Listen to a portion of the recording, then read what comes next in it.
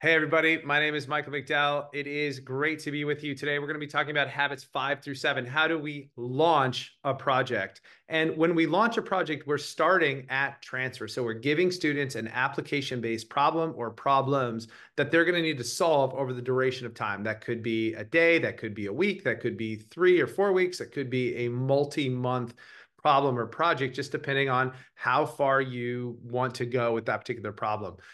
There's three habits when we start a project that we really want to look at. So number one is we start with that challenge. So we give students that entry experience, and we want to make sure that when they're engaging in that entry experience, that they can clarify what they're learning versus what they're doing. So we're learning core content, we're learning it through this particular situation. So we might be learning about solids, liquids, and gases. We're learning that through an oil spill that just happened off the coast.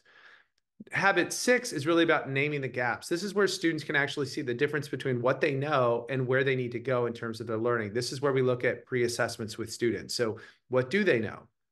What do they need to know? This might be we give them an assessment that they might look at. They might look at work samples and say, where is my current performance relative to those particular work samples? They might look at learning intentions and success criteria and evaluate those pieces.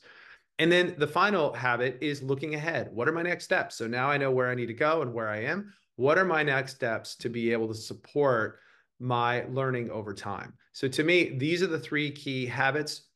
Irregardless of whether you do a project, these are three key habits that I think we need to start at any unit to make sure kids know where they're going, where they are, what's next.